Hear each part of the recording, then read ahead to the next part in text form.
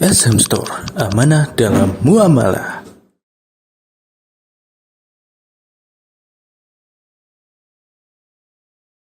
Bismillahirrahmanirrahim. Assalamualaikum warahmatullahi wabarakatuh. Alhamdulillahirabbil alamin, wassalatu wassalamu ala syarafil anbiya'i wal mursalin nabiyina Muhammadin wa ala alihi wa sahbihi ajma'in, amma ba'd. Nah, kita lanjutkan kembali pembacaan kitab At-Tauhid Al-Muyassar, dan sekarang kita masuk pada bab Asy-Syafa'ah. Betul ya? Halaman 79. Asy-Syafa'atu. Silakan yang mau membaca. Asy-syafa'atu ta'rifuha lughatan masdarun min syafa'a yashfa'u syafa'atan idza ja'ala syai'a itsnaini wa syaf'u diddu al-witri, ya, diddul witri. Iya. Bisa ini, Masya Allah ya. Pernah belajar di mana dulu? Oh, masih di Seali sekarang? Oh, antum sudah lulus? Oh, Masya Allah. Iya. Lanjut. Istilahan at-tawassutu li ghairi yujallabu manfaat. Itu bijalbi itu ya.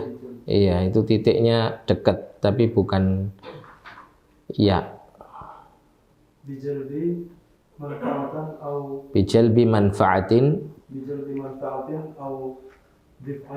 au daf'i mudarratin. Iya. Aqsamu syafa'ati awalan syafa'atun manfiyatun, thaniyan syafa'atun musbatah.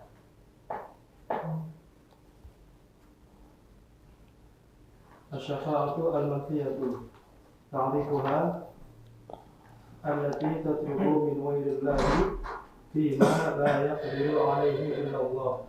Boleh begitu ya, allati tatlubu boleh, tapi ini lebih enaknya allati tutlabu min ghairillah dengan majhul ya.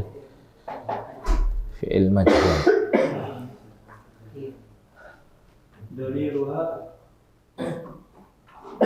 qauluhu ta'ala ya ayyuhalladzina amanu. Apa ini terlalu maju, kurang mundur mungkin ya? Ini, mundurkan aja. Gimana? Dimundurkan atau gimana? Cukup? Oh ya. Satu lagi orang masuk nggak? Cukup sini mungkin. Iya, lanjutkan silakan. Daliluha qauluhu ta'ala ya ayyuhalladzina amanu anfiqu mimma razaqnakum min qabli an ya'tiya yawmun la bay'un fihi wa la khullatun wa la syafa'ah wal kafiruna humudz zalimun. Suratul Baqarah. Iya. Asy-syafa'atu al-muthbatah ta'rifuha hiya allati tutlabu min Allah. Syurutuha awalan.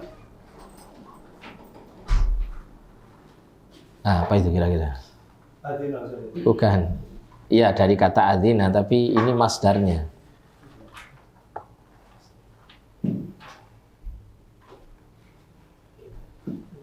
Idzunullahi. Idzunullahi lisyafi'i an yashfa'a. Thaniyan ridahu 'ala syafi'i wal mashfu'i lahu. Jim daliluha qauluhu ta'ala man dzal ladzi yashfa'u 'indahu illa bi'idhnihi.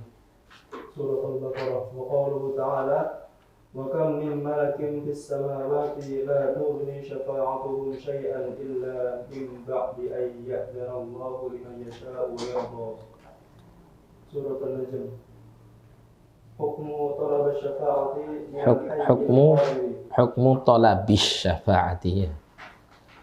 Hukmu talabis syafa'ati minal hayyil qadiri.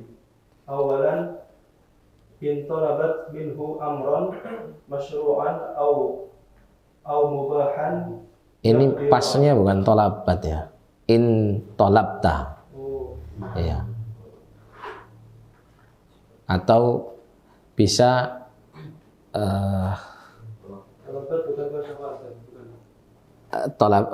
bukan syafaat yang meminta ya, tapi yang meminta imma anta, imma dia majhul, intu libat.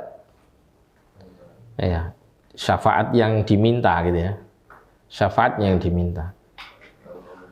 Awalan intu libat minhu amran masyru'an aw mubahan yaqdiru alaihi. Fajaizun wa huwa min babil musa'adati wa ta'awuni 'alal khairi. Thaniyan ini talaba minhu amran la yaqdiru alaihi. Oh, itu talaba ya? Bukan tutlabu. Iya, tutlabu minhu. Tutlabu minhu amran la yaqdiru alaihi illa Allah. Fa hadha syirkun. Naam. Barakallahu fiik. Asy-syafa'ah. Asy-syafa'atu. Ma makna syafa'atu? Ya, ta'rifuha lughatan. Pengertiannya secara bahasa adalah masdarun. Masdar. Masdar itu kalau bahasa kita ya, untuk kita memudahkannya itu kata kerja yang dibendakan. Itu untuk memudahkan kita. Tapi masdar itu artinya sumber. Sumber atau asalnya gitu ya. Masdar dari kata syafa'a yashfa'u syafa'atan. Idza ja'ala syai'a itsnaini. Ya, ketika seseorang menjadikan sesuatu itu menjadi dua. Kalau tauhid ya, dari kata wahada yuwahidu tauhidan, idza ja'ala syai'a wahidan gitu ya. Apabila seseorang membuat sesuatu itu menjadi satu. Kalau ini menjadi dua. Wasyafa'u diddul witri, dan kata asyafa'u itu lawan kata dari al-witri, al-witru gitu ya. Al-witr apa witr? Ganjil. Jadi asyafa'u berarti apa? Lawan dari ganjil apa? Genap. Nah, asyafa'u genap. Jadi syafa'a yashfa'u syafa'atan itu menjadikan sesuatu menjadi dua, maknanya menjadikan dia berbilang genap gitu. Menggenapkan gitu ya, menjadikan sesuatu itu menjadi genap, tidak menjadi ganjil. Istilahan, secara istilah, secara apa? Terminologi ya. Ada etimologi bahasa ya, terminologi istilah. Asy-syafa'atu hiya at-tawassutu lil ghairi bi jalbi manfaatin aw daf'i madarratin atau mudarratin bisa. At-tawassut. At-tawassut itu artinya penengah. Penengah. Lil ghairi untuk yang lain, pihak yang lain maksudnya. Bijal bimanfaatin untuk menarik ya, jalbun itu menarik atau mengambil manfaat, au daf'i mudhirratin atau menolak bahaya. Jadi menjadi penengah bagi yang lain dalam rangka apa? Mengambil manfaat atau menolak bahaya. Ya, menjadi penengah bagi yang lain untuk mengambil manfaat atau menolak bahaya. Itu makna daripada asy-syafa'ah.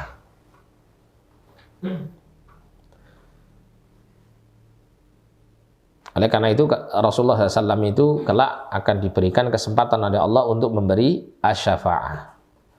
Asy-syafa'ah yang dimiliki oleh Rasulullah kelak, Rasulullah itu bisa membantu orang-orang yang diridhai oleh Allah untuk mendapatkan syafaat dari beliau, imma bijal bimanfaatin ya, untuk mendapatkan kemanfaatan berupa apa? Dinaikkannya derajatnya di surga. Ya, bagi pihak lain yaitu dari kalangan umat beliau sallallahu alaihi wasallam yang mendapat keridhaan Allah untuk mendapat syafaat siapa tadi?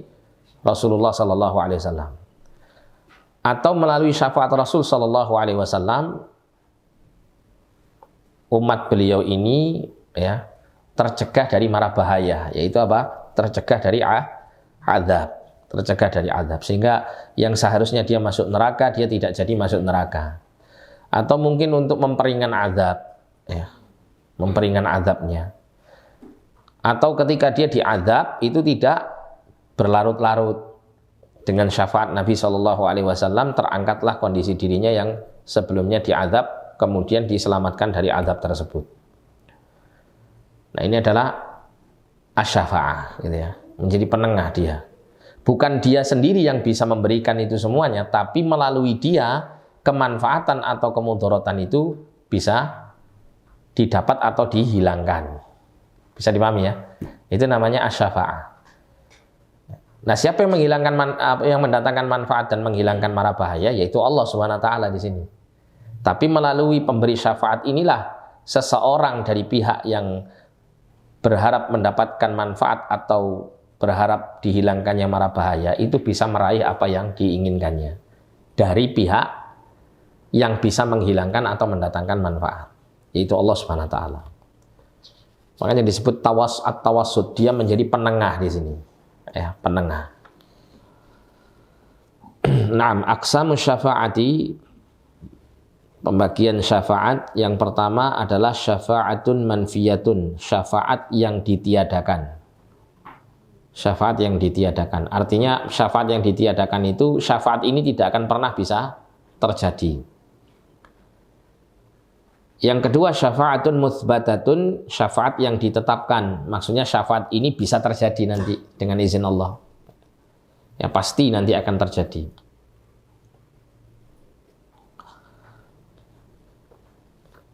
Asy-syafa'atul manfiyatu ta'rifuha, ya, pengertiannya daripada syafaat yang ditiadakan ini adalah allati tutlabu min ghairillahi fima la yaqdiru alaihi illallah. Yaitu syafaat yang diminta dari selain Allah di dalam perkara yang tidak kuasa padanya kecuali Allah. Jadi syafaat yang dimaksud di sini adalah pertolongan gitu ya. Dalilnya adalah firman Allah Ta'ala, ya ayyuhalladzina amanu anfiqu mimma razaqnakum min qabli ayyatiya yawmun la bay'un fihi wala khullatun wala syafa'ah wal kafiruna humudz zalimun. Wahai orang-orang yang beriman, anfiqu, ya infakkanlah oleh kalian dari sebagian apa yang telah kami rezekikan kepada kalian sebelum datangnya suatu hari yang tidak ada manfaatnya, ya bay'un fihi, perdagangan di dalamnya, wala khullatun, dan tidak pula pertemanan, wala syafa'atun, dan tidak pula syafaat, wal kafiruna humudz zalimun, dan orang-orang kafir mereka adalah orang-orang yang zalim. Jadi pada asalnya asy-syafa'ah itu nanti pada hari kiamat itu tidak berlaku. Ya, pada asalnya. Namun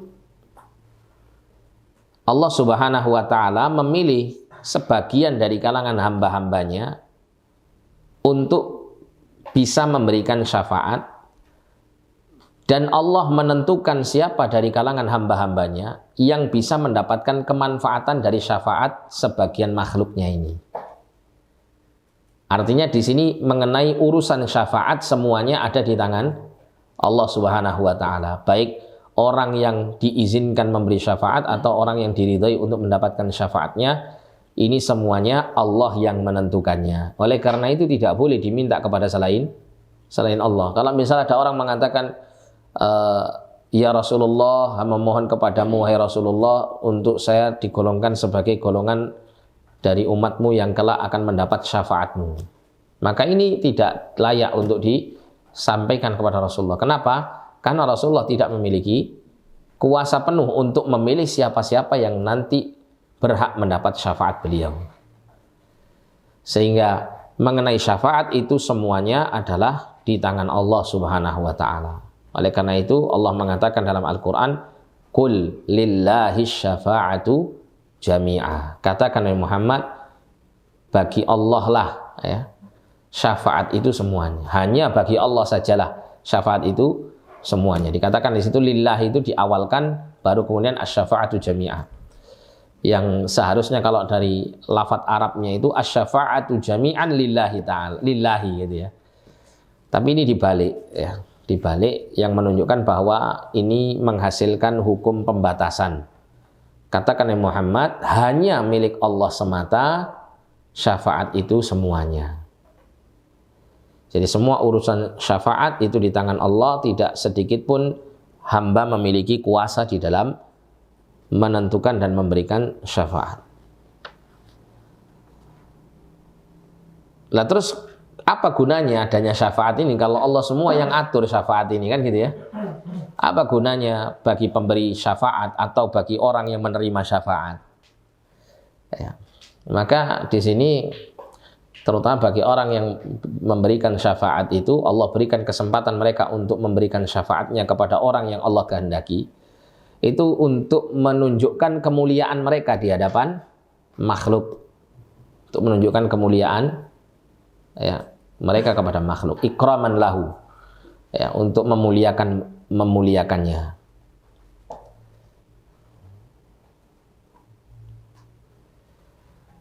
Nah, kemudian asy-syafa'atul mutsbatah, syafaat yang ditetapkan.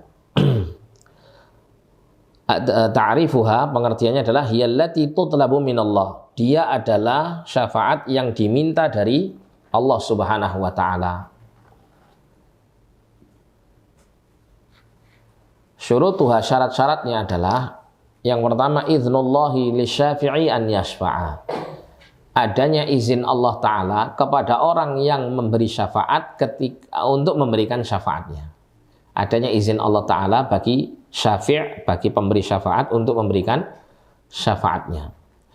Oleh karena itu ketika Nabi SAW diminta oleh manusia, ya terakhir ya, ketika seluruh manusia ini atau sebagian besar manusia ini mendatangi Adam untuk minta syafaat agar segera ditegakkannya yaumul hisab. Adam tidak mampu, kemudian Adam menganjurkan kepada Nuh juga tidak mampu, seterusnya sampai terakhir kepada siapa? Rasulullah SAW. Nah maka waktu itu Rasulullah SAW langsung menghadap Allah sembari bersujud di hadapan Allah dengan memuji Allah Subhanahu Wa Taala dengan pujian yang belum pernah disebut oleh seluruh makhluk. Ya, dengan taufik Allah Subhanahu Wa Taala, Nabi pada saat itu memberikan pujian-pujian yang tidak pernah diucapkan oleh seorang makhluk pun sebelum Nabi SAW. Nah setelah itu baru kemudian Allah memerintahkan Nabi untuk bangkit dan apa? Allah menerima syafaatnya beliau, ya, Sallallahu Alaihi Wasallam. Nah ini menunjukkan bahwasanya pemberian syafaat itu tetap apa? Terikat dengan izin Allah. Tidak bisa tiba-tiba seorang pemberi syafaat itu langsung memberikan syafaatnya atau memberikan kemanfaatan melalui syafaatnya kepada yang lain. Itu tidak bisa kalau belum mendapat izin dari Allah Subhanahu Wa Taala. Kemudian yang kedua, ridhahu 'anis syafi'i wal masyfu'i lahu. Adanya keridhaan Allah terhadap pemberi syafaat maupun penerima syafaat. Yang memberi maupun yang menerima harus kalangan orang-orang yang Allah Ta'ala ridhai.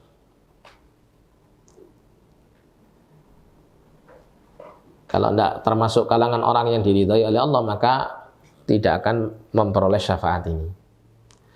Oleh karena itu sekali lagi bahwa syafaat itu semuanya urusannya adalah di tangan Allah Subhanahu wa taala.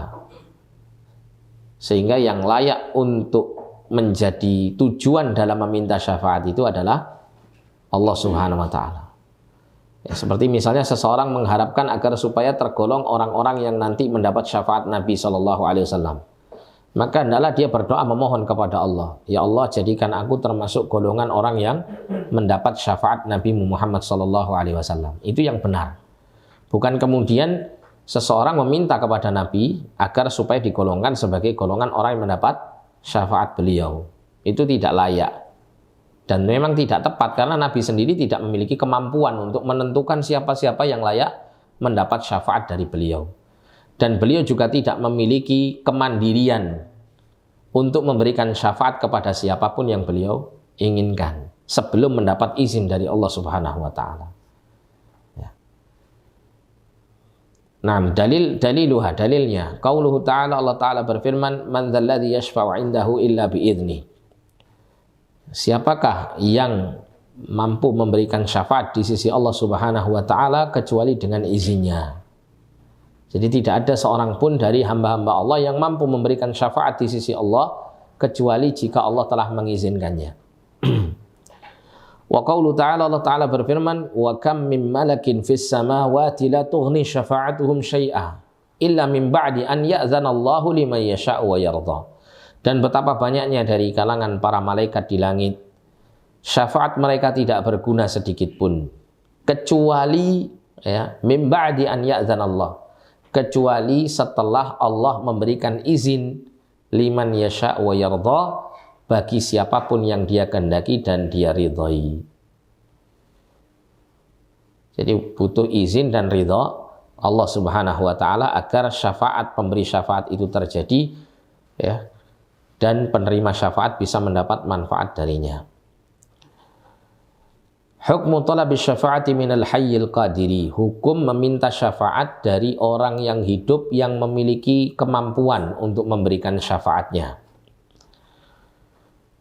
Yang pertama, intulibat minhu amron masyru'an aw mubahan yaqdiru alaih. Apabila syafaat itu diminta darinya, dari orang yang hidup yang mampu ini untuk memberikan syafaatnya, yang diminta dari syafaatnya tersebut adalah amron masyru'an, perkara yang masyru'. Apa yang masyru' maksudnya? Perkara yang disyariatkan. Aw mubahan, atau minimal perkara yang mubah, perkara yang boleh dilakukan, bukan perkara yang terlarang.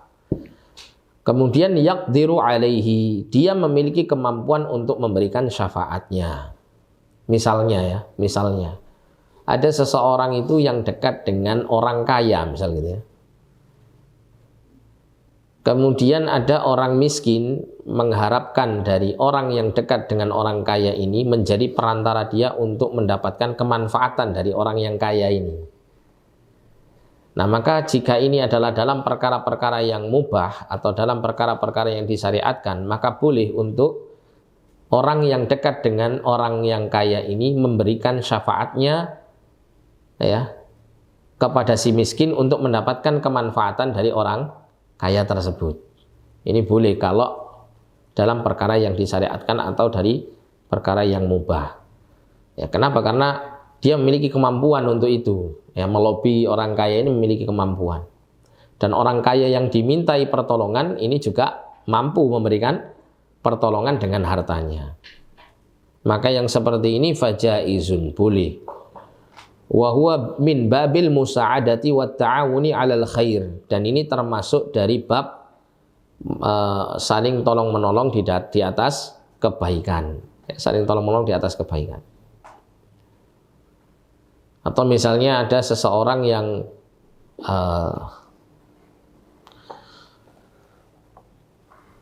dia misalnya telah istilahnya itu mungkin membutuhkan pertolongan dari pihak pertama gitu ya. Jadi ada pihak ketiga ingin mendapatkan pertolongan dari pihak pertama, yang pihak pertama memiliki kemampuan untuk memberikan pertolongan itu, tapi pihak ketiga tidak mengenal pihak pertama sehingga membutuhkan pihak kedua untuk memberi syafaat dia kepada pihak pertama. Jadi pemberi syafaat itu posisinya di tengah-tengah. Nah, si pihak kedua ini bisa memintakan syafaat kepada pihak pertama karena dia memiliki kemampuan untuk memintakan sesuatu yang dibutuhkan bagi pihak ketiga terhadap pihak pertama ini. Maka dia bisa melakukannya, memberikan syafaat dengan syarat perkara tersebut masyru', kebutuhannya itu adalah sesuatu yang tidak perkara yang erat kaitannya dengan sesuatu yang disyariatkan, atau paling tidak perkara yang mubah, bukan perkara yang diharamkan. Maka ini boleh, dan ini termasuk saling tolong-menolong di atas kebaikan. Wa ta'awanu 'alal birri wat taqwa wa la ta'awanu 'alal itsmi wal 'udwan. Kemudian yang kedua, tutlabu minhu amran la yaqdiru 'alaihi illallah. Diminta syafaat tersebut darinya, dari pihak penengah ini yang memberi syafaat ini, suatu perkara yang tidak dia memiliki kuasa atasnya kecuali Allah. Fahadha syirkun, maka ini adalah satu bentuk kesyirikan. Satu bentuk kesyirikan. Misalnya seseorang itu meminta kepada orang yang sudah mati syafaatnya, supaya orang yang mati ini bisa menghantarkan permintaan-permintaan yang hidup kepada Allah Subhanahu wa taala. Nah, orang yang sudah mati, mereka tidak memiliki kemampuan apapun untuk melakukan hal yang seperti ini kepada orang yang masih hidup. Gitu ya. Justru orang yang mati ini membutuhkan apa? Doa dan permintaan kebaikan orang-orang yang hidup untuk mereka yang sudah mati. Ya, tidak malah sebaliknya kondisinya. Nah, ini dalam kondisi mereka tidak memiliki kemampuan seperti ini, ya, maka tidak diperbolehkan untuk dimintai syafaat mereka. Ya, seperti minta kepada Rasulullah syafaat beliau, tidak memungkinkan Rasulullah untuk mengabulkannya. Tidak punya kuasa Rasulullah mengabulkannya, baik dalam keadaan masih hidup maupun dalam keadaan sudah meninggal dunia. Bagaimana bisa Rasulullah memberikan syafaat tersebut? Kecuali yang dimaksud syafaat di sini bagi Rasul ketika hidup waktu itu ya, itu adalah doa beliau. Nah, ini yang bisa dilakukan oleh beliau. Tapi kalau yang dimaksud syafaat itu kelak adalah syafaat dalam rangka untuk mendatangkan manfaat atau menolak bahaya, ya. Ini yang tidak dimiliki oleh Rasulullah SAW karena beliau tidak memiliki kuasa penuh untuk mendatangkan manfaat atau menolak bahaya dari makhluknya.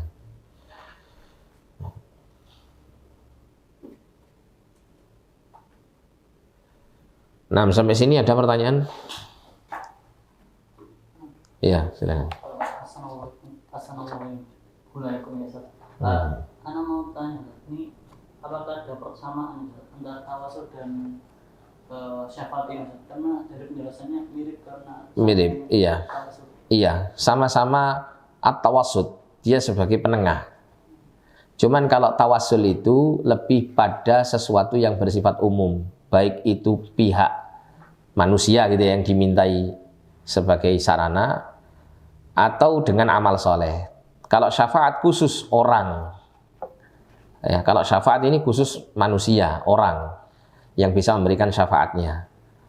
Tapi kalau tawasul itu lebih luas cakupannya. Bisa amal soleh yang berdoa gitu kan, bisa apa namanya dengan menyebut nama dan sifat-sifat Allah dalam berdoa, ya, atau juga bisa melalui syafaatnya orang melalui doanya, nah gitu. Jadi syafaat lebih spesifik, hanya berkaitan erat dengan manusia gitu ya. Tapi kalau tawasul lebih luas. Iya.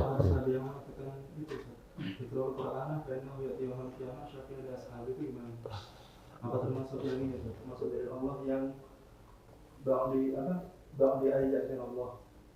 Iya. Jadi di antara amal saleh yang bisa memberikan syafaat itu secara spesifik ya diterangkan oleh Al-Qur'an atau diterangkan oleh Rasulullah SAW itu adalah Al-Qur'an yang dibaca. Dan nanti pada hari kiamat itu hanya di saat hari kiamat ya, bukan di saat kita di dunia ya. Jadi pada saat di hari kiamat itu bacaan Quran yang selalu kita baca itu nanti akan menjadi pemberi syafaat kita di hadapan Allah, pembela kita nanti di hadapan Allah SWT. Ya. Dan Allah SWT nanti akan menjadikan bacaan Quran yang selalu kita baca di dunia ini menjadi sesuatu yang ada zatnya gitu.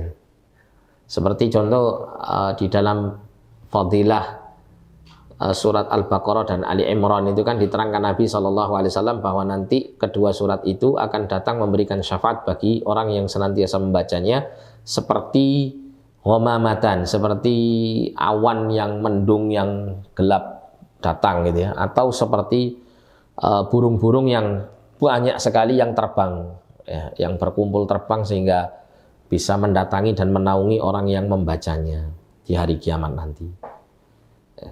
Intinya bacaan Quran yang biasa dibaca itu nanti diwujudkan oleh Allah, diwujudkan oleh Allah menjadi satu makhluk yang bisa memintakan syafaat untuk orang yang selalu membacanya.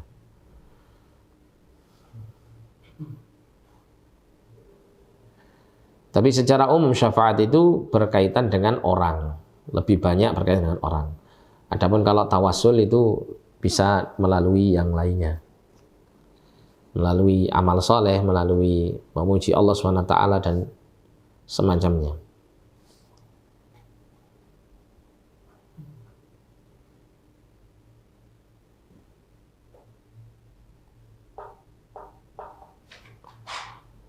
Iya, benar. Juga banyak dalil ya, hadis Nabi pertama mengatakan bahwasanya nah itu Quran dan surat itu kan memberi syafaat di hari kiamat. Nah itu apa sebatas membaca saja atau juga ada tuntutan untuk mengamalkan dan memahami itu? Yang jelas ya tetap ada tuntutan untuk mengamalkannya ya. Ketika seorang membaca Al-Quran kemudian dia bertentangan dengan apa yang dia baca, tentu tidak ada manfaatnya ya. Sehingga tuntutan Al-Quran akan menjadi pemberi syafaat itu ya tentu juga diamalkan, karena pengamalan Al-Quran itu sendiri sebagai sebuah kewajiban kan gitu ya, sebagai sebuah kewajiban. Sedangkan membaca Al-Quran itu sendiri, membacanya jika dengan tujuan untuk mengamalkannya, maka ini menjadi wajib. Ya, tapi kalau hanya sekedar membaca secara lafziyah ini ya hukumnya sunnah. Ya, hukumnya sunnah, mendapatkan pahala saja dari lafaz-lafaz bacaan Qur'annya. Tapi kalau untuk mengamalkan Qur'an ini sehingga dia harus membacanya, maka membacanya ini pun juga menjadi kewajiban. Ya, jadi berkenaan dengan keutamaan Al-Quran itu tentu adalah mereka-mereka yang tidak hanya membacanya ya. Tapi meskipun hanya sekedar membaca pun juga akan mendapat kemanfaatannya. Cuman kemanfaatan yang besar itu tentu akan diperoleh jika dengan cara membaca dan mengamalkannya ya.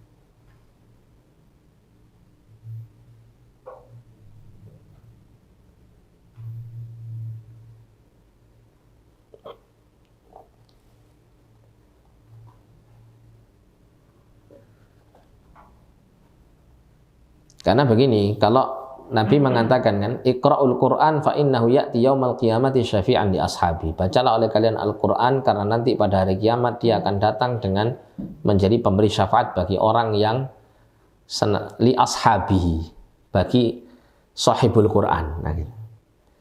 Nah, kemudian dalam hadis yang lain Nabi mengatakan Al-Qur'anu hujjatun laka au 'alaika.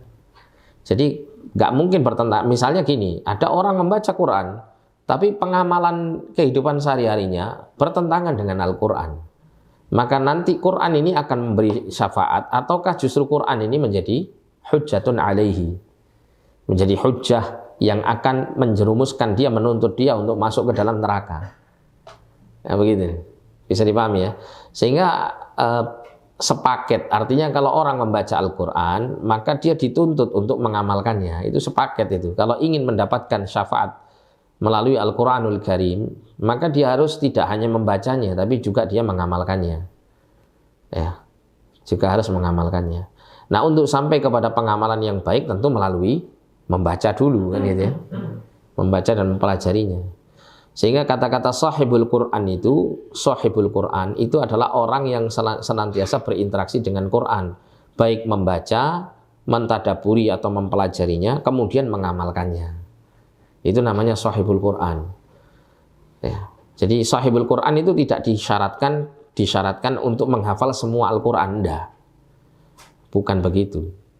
Bahkan sebagian ulama mengatakan kalau dia tidak mengamalkan Al-Quran ini, meskipun dia menghafalnya dan mampu meluruskan hafalannya itu seperti anak panahnya yang dia tancapkan di atas tanah, artinya apa? Kuat betul, mungkin betul hafalannya, tapi pengamalan hidupnya sehari-hari bertentangan dengan apa yang dia hafal dan dia baca dari Al-Quran ini, ya tidak menjadi sahibul Quran dia.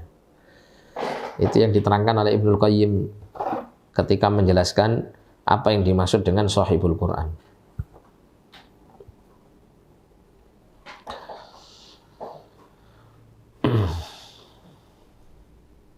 Bisa dipahami ya? Iya. Mengenai yang mengamalkan Quran, kita harus tahu tafsirnya. Barangkali ada kiat-kiat kita untuk mencari tafsir Quran. Maksudnya yang mudah itu yang ada di tafsir mana? Iya. Kiat-kiat. Sebetulnya untuk sekarang ini sangat mudah sekali. Kalau ada kelebihan rezeki, antum bisa beli ya tafsir yang ditulis oleh para ulama, sudah banyak diterjemahkan. Yang paling mudah ya seperti tafsir Muyassar gitu ya, atau tafsir yang semisalnya. Kalau tidak punya dana Di internet itu sudah sangat banyak. Seperti antum kalau pernah lihat tafsir web itu ya. Nah, itu tafsir web itu bagus, dia apa namanya? Menjelaskan tafsirannya dari tafsir-tafsir Al-Quran yang ringkas-ringkas itu ya. Pernah saya baca itu, Masya Allah bagus tafsir web. Dan itu sudah diterjemahkan. Kalau yang belum bisa bahasa Arab bisa mengambil ini, tafsir web ini. Kalau misalnya bisa berbahasa Arab lebih mudah lagi. Saya punya ini aplikasi ini Al-Bahithul Qur'ani. Nah ini tinggal masukkan suratnya, surat apa, ayat berapa, nanti muncul di sini. Ini ada kitab-kitab ummahatut tafasir ya. Jadi kitab-kitab induk tafsir itu mulai tafsir At-Tabari, Ibnu Katsir, Qurtubi, Baghawi. Ya, kemudian tafsir-tafsir yang umum Fathul Bayan lil Qanuji, Fathul Qadir Syaukani, tafsir Ibnu Jizi. Kitab yang kontemporer, tafsir kontemporer Al-Muyassar, Al-Mukhtasar fi Tafsir, Tafsir As-Sa'di, Aisarut Tafasir, Al-Quran Tadabbur wa Amal, tafsir Ibnu Utsaimin. Kemudian ada tafsir Murakkazat al-Ibarah, Tafsirul Jalalain, Jami'ul Bayan lil Iji, tafsir Al-Baydawi, tafsir An-Nasafi. Banyak sekali ini. Ya. Dan itu tinggal klik gitu. Ayo. Tapi justru ya kenikmatan seperti ini justru harusnya kita merasa takut. Kenapa? Karena kalau misalnya kita nanti dihisab dengan yang seperti ini, mau ngomong apa kita nanti? Ya. Tinggal meluangkan waktu untuk belajar. Semua sarana sudah di depan mata. Ya, tidak perlu untuk melakukan perjalanan jauh atau mengeluarkan biaya yang banyak. Sudah ada di depan matamu gitu ya. Misalnya Allah mengatakan demikian. Kenapa kok ya kamu nggak mau belajar? Nah ini kan berat bagi kita. Kenapa kok ketika kamu pegang HP kok nggak masuk yang ini, kok masuk yang lain ini? Ya. Itu kan nanti jadi pertanyaan juga, dimintai pertanggungjawaban oleh Allah.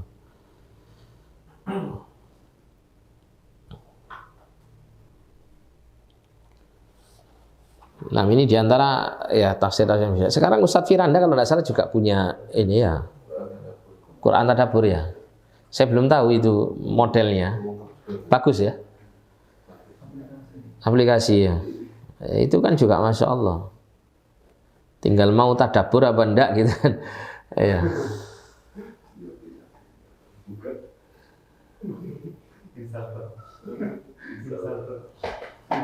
Jangan sampai main gamenya bisa berjam-jam tapi iya. Hah? Instagram.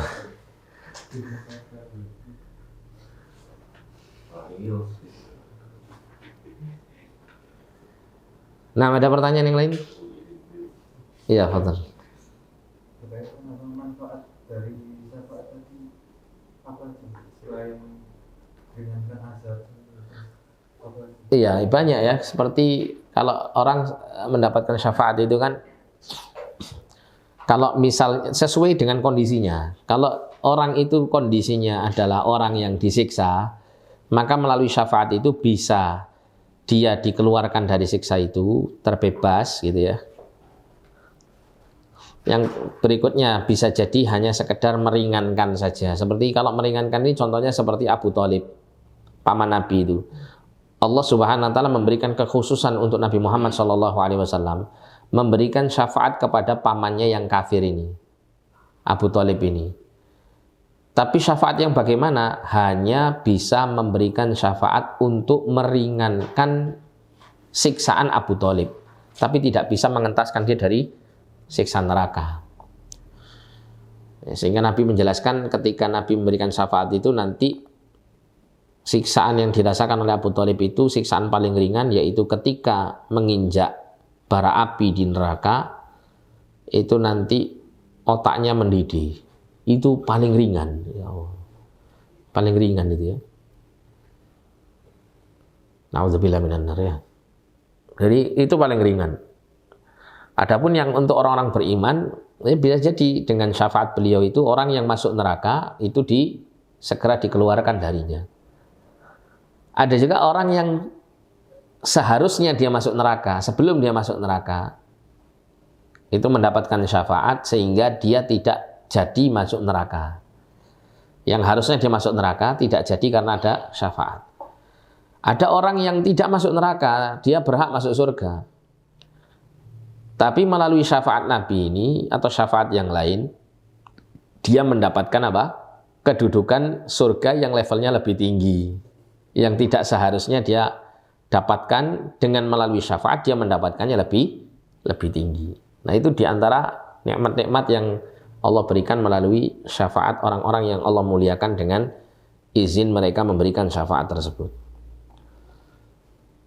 Nah, siapa saja yang memberikan syafaat nanti? Ya, yang memberikan syafaat Rasulullah, orang-orang beriman, para malaikat, para nabi-nabi yang lain ya. Kemudian orang-orang beriman yang mati syahid, mereka memiliki kekhususan untuk memberikan syafaat 70-an ya, 70-an orang.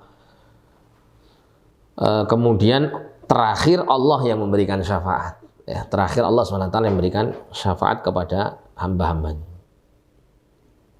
Ya, setelah semua makhluk itu diberikan izin oleh Allah memberikan syafaat, dan siapa-siapa yang layak mendapatkan syafaat melalui makhluk-makhluk tersebut, maka setelah itu terakhir Allah yang memberikan syafaatnya. Dalam arti Allah sendiri yang menyelamatkan sisa-sisa dari orang-orang yang layak untuk dikeluarkan dari siksa neraka karena adanya keimanan meskipun setitik dzarrah di dalam hatinya. Ya, tapi ya tidak tahu itu sudah berapa lama dia di dalam neraka gitu ya. Yang punya iman tapi setitik dzarrah ini sudah berapa lama dia dibakar di dalam neraka. Tapi pada akhirnya tetap dia akan keluar dari neraka. Dia akan keluar dari neraka.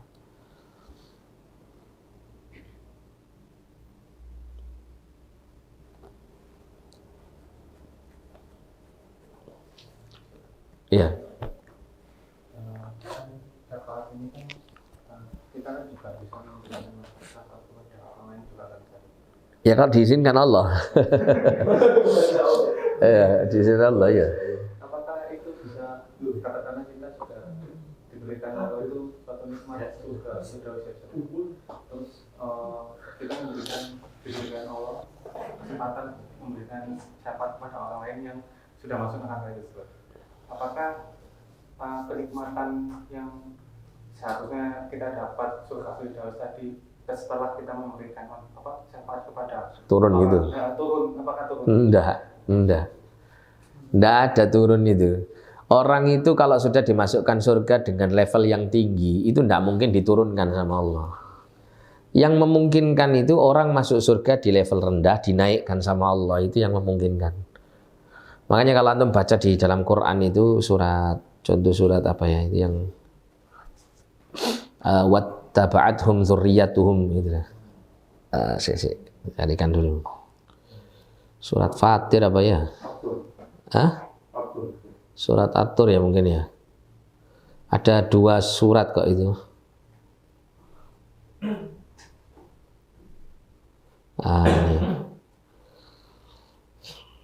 Walladzina amanu wattaba'athum dzurriyyatuhum biimanin alhaqna bihim dzurriyyatahum itu ya.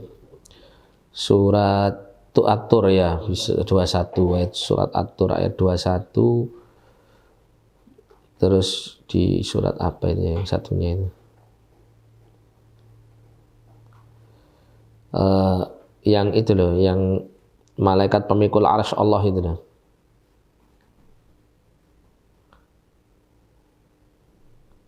Surat apa itu ya? Surat At-Tur ini ya. At-Tur ayat 21. Yang surat At-Tur 21 ini Allah menyebutkan tentang keadaan orang-orang yang masuk surga yang tidak ketemu sama keluarganya nanti di surga. Sama-sama masuk surga tapi karena levelnya yang berbeda akhirnya tidak menemui keluarganya. Surat Ghafir kan ada juga di Ghafir ini ya kalau nggak salah. Nah ini mulai dari ayat di ayat 8 ini ya. Surat At-Tur tadi ayat 21, kalau Ghafir ayat 8. Jadi pemikul arsy Allah, malaikat-malaikat mulia ini berdoa untuk kebaikan orang-orang beriman. Di antaranya mereka mengatakan Rabbana wa adkhilhum jannati adnin allati wa'adtahum wa man salaha min abaihim wa azwajihim wa dzurriyyatihim innaka antal azizul hakim. Wahai Rabb kami, masukkan mereka ke dalam surga-surga Eden yang Engkau telah janjikan untuk mereka. Dan orang yang baik dari kalangan bapak-bapak mereka dan pasangan-pasangan hidup mereka serta anak keturunan mereka. Di sini menunjukkan bahwa ketika, kalau antum baca di tafsirnya itu ya, ada riwayat itu menerangkan ketika orang soleh itu masuk surga, ketika dikala dia di dalam surga itu dia tidak mendapati orang tuanya, tidak mendapati pasangan hidupnya, tidak mendapati anak keturunannya, karena mungkin beda level surganya. Maka dia pun berdoa mohon kepada Allah SWT, ya Allah, saya dulu melakukan kebaikan-kebaikan ini bukan hanya untuk kebaikan saya, tapi saya berharap agar nanti saya juga dipertemukan kembali oleh keluarga saya yang beriman, yang sama-sama beriman dengan saya, dikumpulkan kembali. Ya, kata para ulama, karena kenikmatan yang agung itu adalah diantaranya adalah berkumpul kembali bersama keluarganya. Ya, sedangkan kenikmatan seperti ini tidak akan pernah luput bagi penghuni surga, karena penghuni surga itu akan mendapat nikmat apapun. Nah, ketika itu dia berharap seperti itu, maka kemudian Allah Subhanahu wa taala memerintahkan kepada semua keluarga-keluarganya ini untuk naik level surganya menuju kepada level surga orang tersebut. Ya, misalnya bapaknya di level surga nomor sekian, anaknya sudah di sini, istrinya di tengah-tengah, ya, keturunannya di atasnya istrinya tapi masih di bawah. Ini semua ini diangkat semuanya jadi satu di sini. Makanya enak kalau punya anak keturunan lebih soleh dari kita, itu enak. Ya, nanti ketika dikumpulkan di surga itu kita terkatrol. Kalau misalnya masuk surga ya, itu terkatrol naik. Ya, jadi satu level surganya. Ya, bukan kemudian begini, yang anaknya diturunkan sekian level, yang bapaknya atau orang tuanya dinaikkan sekian level supaya tengah-tengah ketemu, ndak. Tapi yang paling tinggi ini yang nanti jadi jujukannya sing ngisor-ngisor, ini diunggah nih kabeh jadi satu di atas. Ya, termasuk juga dalam surah At-Tur itu ayat 21 ya. Itu juga Allah SWT menyebutkan lebih jelas lagi di At-Tur 21 itu. Ya, walladzina amanu wattaba'athum dzurriyyatuhum biimanin alhaqna bihim dzurriyyatahum wa ma alatnahum min amalihim min syai'. Kullu mri'in bima kasaba rahin. Allah mengatakan, dan orang-orang yang beriman beserta anak cucu mereka yang mengikuti mereka dalam keimanan, kami pertemukan mereka dengan anak cucu mereka di dalam surga, dan kami tidak mengurangi sedikit pun pahala amal kebajikan mereka. Ini diterangkan maksudnya apa? Maksudnya adalah ketika mereka ini berada di posisi level surga yang tinggi, sedangkan keluarganya di posisi level surga yang rendah, itu tidak dikurangi level surganya ini untuk menemui keluarganya, tapi keluarganya ini yang diangkat di level surganya dia. Nah, itu kondisi dikala seseorang masuk surga.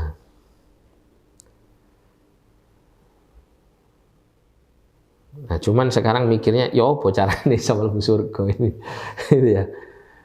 Ini yang berat.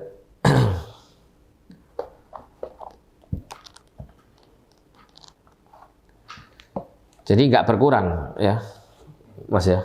Jangan khawatir. Ya, rahmat Allah itu luas. Nah, ada pertanyaan lagi?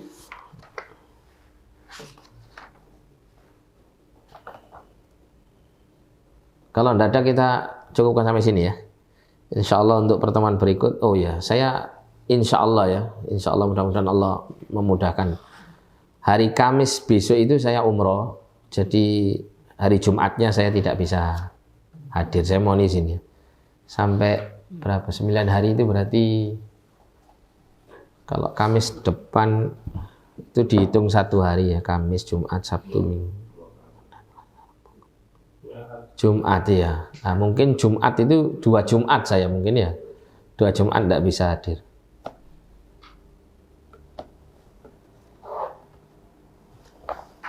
Naktafi launa, jazakumullahu khairan, barakallahu fikum, subhanakallahumma bihamdika, asyhadu an la ilaha illa anta, astaghfiruka wa atubu ilaik. Wa sallallahu ala nabiyina Muhammadin wa ala alihi wa sahbihi wasallam. Alhamdulillahi rabbil alamin wa lakum minkum. Wassalamualaikum warahmatullahi wabarakatuh.